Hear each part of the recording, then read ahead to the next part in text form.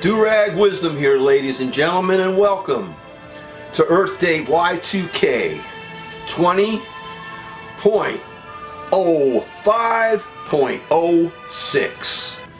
Fake Senate impeachment trial, no vindication, no adjudication, no exoneration, repeat, and he should be impeached again.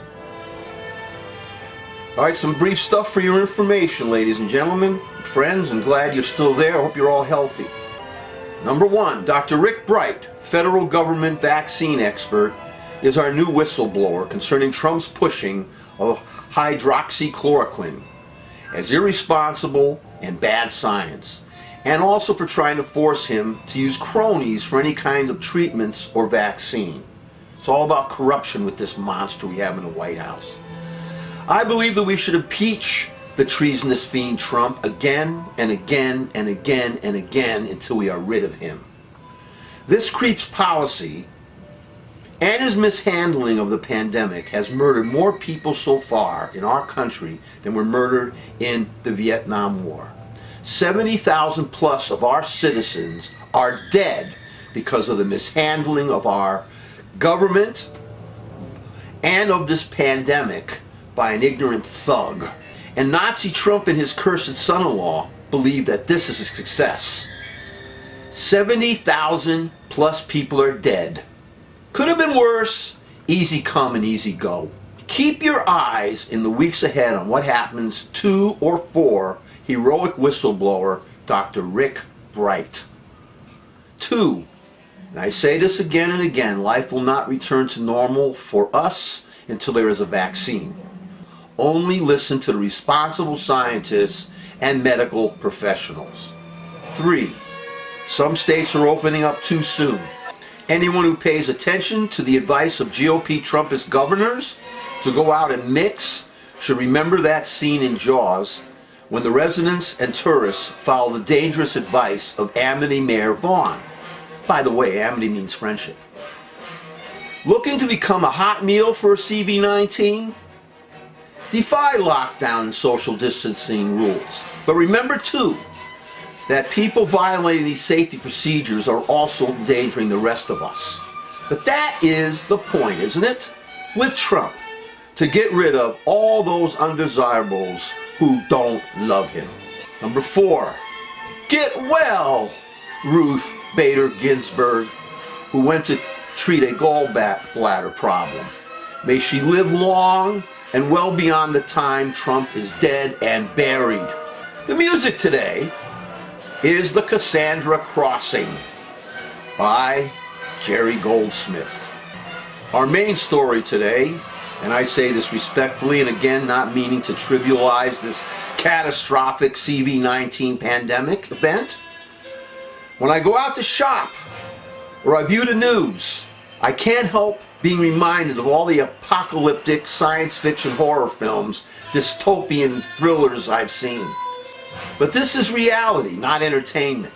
And you know, I'm also sorry to say this, but watching what has been unfolding before my crying eyes these past 3.5 years would make one hell of a good entertaining movie.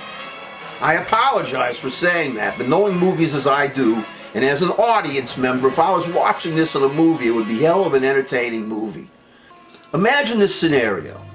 At some near future time, this country nominates a sociopathic thug to be president of our country who unwittingly has ties with a Russian dictator and other dictators. This president thug spends much of our movie undermining the USA, and in the final third of our picture, during the last year of this fiend's term, our entire country is exposed to a worldwide pandemic, the likes of which hasn't been seen for a century or more. You've seen this Walking Dead virus stuff before, haven't you? There is always those in these films who are going to heroically fight a plague and those who want to profit from it. See what is going on in our reality right now? And in this world, we have a president siding with the forces for our destruction. Makes the movie much more suspenseful. And you know how movies are. One good idea is green-lighted, it is made into a motion picture, and the BO is massive. BO meaning box office. You know what comes next? There are a ton of sequels or a bunch of movies related to the original. Take Soylent Green, for example. Here we have a spoiler alert. Soylent Green, the movie, based on a novel by Harry Harrison called Make Room, Make Room, deals with the effects of climate change and overpopulation. The final gruesome solution to this movie is that Soylent Green, a popular food, is really made from dead people. If you decide to view the movie, it is set in New York City in the year 2022, Y2K22. In our year, CV19 Y2K20 pandemic spectacular and surround around, the powers that be have come up with a final solution. Check out Sweden, a setting of which the great horror movie Midsummer, directed by Ari Aster, takes place. The Aryans have it right. They are fighting the virus by allowing their population to be exposed to it. After all, we can't let the economy fail because of a worldwide pandemic, can we? And don't get me wrong, livelihoods and the food that people must eat, that's all important to us. So let's allow people and the virus to mix. That's Sweden, you know. So that at least 60% of the population becomes immune. To establish a so-called herd immunity. It sounds like something a doctor would want us to do.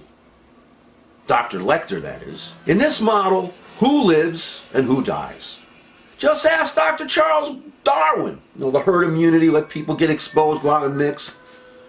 And Darwin will tell you, he will tell you, to study his theory of natural selection, better understood by the saying, only the strong survive. In Soylent Green, our negligence decimates our planet's environment so that food runs out and we have to eat the dead who are freeze-dried into those little Soylent Green wafers. In our movie, the strong eats the dead in a way too. The Trumpists and the Trumpist GOP want us all to go out and play, to mix with the virus, and since we won't have a vaccine for 18 months, these fiends want us to also inject disinfectants into our veins, to expose ourselves to dangerous levels of ultraviolet light.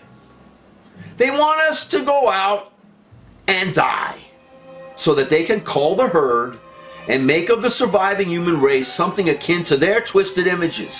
Remember the movie version of Starship Troopers, where we are introduced to an entire planet, Earth, filled with various types of alpha males and alpha females? If only the strong survived this pandemic, what kind of human beings will be left behind? A world of the perfect? The human race will never be perfect, no matter what, as long as it refuses to evolve out of its naked ape savagery. Who will live and who will die on the Darwin economic crucible and never be remembered for what was lost because of all that filthy money for the monster Trump's re-election? Are we going to allow the evil money grubbers and dictators and alpha bastards of the world to use the CV-19 pandemic and natural selection against us all?